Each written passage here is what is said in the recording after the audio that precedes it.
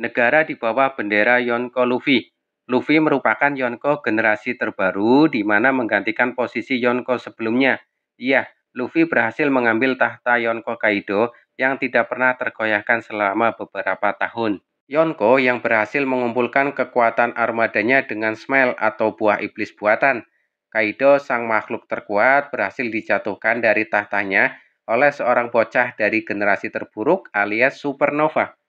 Dikatakan bahwa salah satu syarat menjadi Yonko harus memiliki wilayah kekuasaan atau bisa dikatakan memiliki wilayah atau pulau yang dilindunginya atau mendeklarasikan diri di bawah bendera Yonko. Nah, bagaimana dengan Luffy?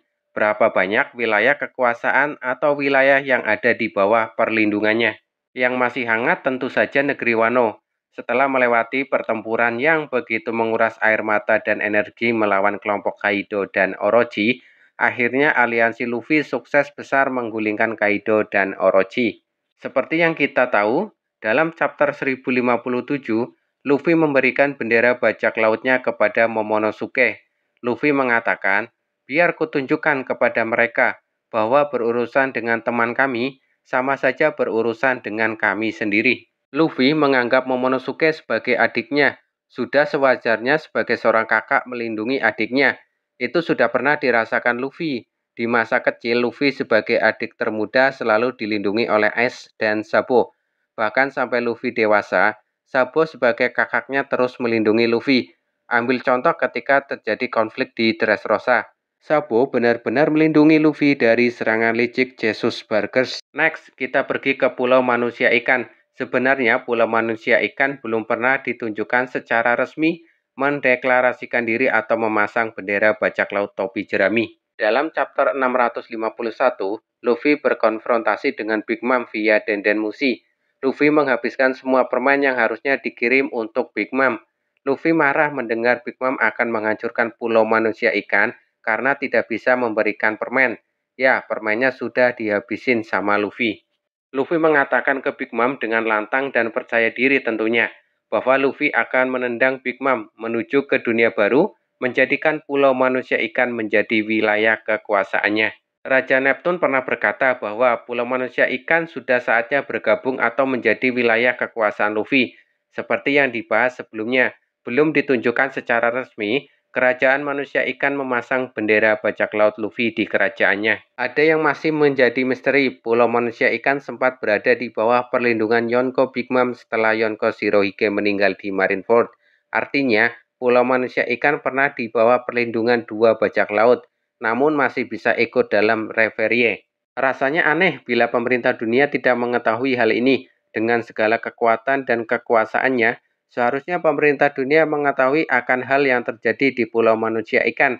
Apakah ada hak istimewa untuk pulau atau kerajaan manusia ikan? Kerajaan Jerman 66 saja yang diketahui beraliansi dengan Big Mom langsung dikeluarkan atau diambil hak istimewanya dan dilarang untuk ikut Reverie. Alabasta adalah negeri selanjutnya. Walaupun negeri Alabasta tidak mendeklarasikan diri berada di bawah perlindungan Yonko Luffy, namun Luffy akan selalu merespon dan siap bergerak bila menyangkut Vivi. Seperti dalam chapter 1060, mendengar berita kematian Raja Nefertari Cobra dan hilangnya Vivi di Mariejoa, Luffy langsung memutuskan bergerak ke Alabasta namun dilarang Zoro.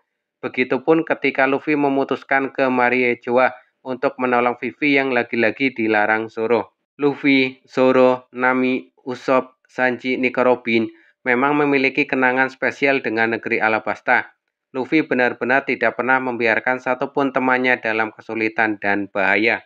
Setelah berita kematian Raja Nefertari Cobra, apakah kerajaan Alabasta akan tetap berada di aliansi negara-negara pemerintah dunia atau menyatakan keluar? Masih belum dipastikan, masih sebatas tebak-tebakan atau teori. Dressrosa bisa dikatakan berada di bawah perlindungan Yonko Luffy. Ya, walaupun sama seperti kerajaan Alabasta yang tidak mendeklarasikan berada di bawah bendera Yonko Luffy, Dressrosa adalah salah satu negara aliansi pemerintah dunia dan ikut berpartisipasi dalam Reverie. Kru topi jerami memiliki perjalanan cerita yang penuh kesedihan di Dressrosa.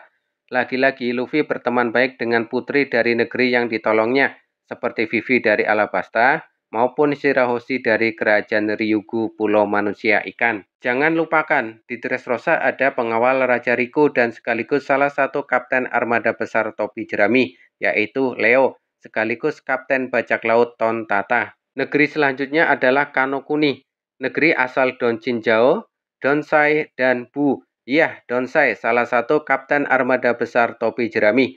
Donsai merupakan kapten atau pemimpin ke-13 armada Angkatan Laut Happo dari negeri Kano. Negeri Kano merupakan salah satu anggota aliansi pemerintah dunia dan ikut serta dalam Reverie. Selanjutnya Kerajaan Amazon Lily. Setelah peristiwa percobaan penangkapan buah Hancock oleh Angkatan Laut dan Kurohige, Kerajaan Amazon Lily sudah tidak menjadi tanah yang aman.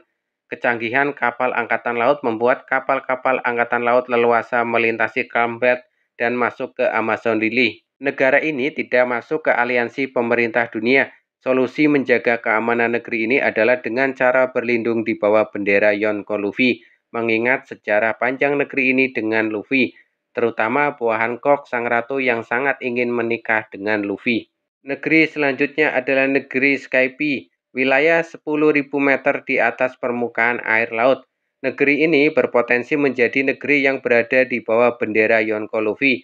Seperti sebelumnya, negeri ini pernah disinggahi Luffy dan krunya, membantu dalam mengalahkan God Enel dan anak buahnya yang berkuasa secara semenang-menang kepada penduduk. Itulah pembahasan wilayah yang sudah dipastikan berada di bawah perlindungan Yonko Luffy dan wilayah-wilayah yang berpotensi menjadi wilayah di bawah bendera Yonko Luffy. Silakan tulis teori-teori kalian dan drop di kolom komentar. Terima kasih.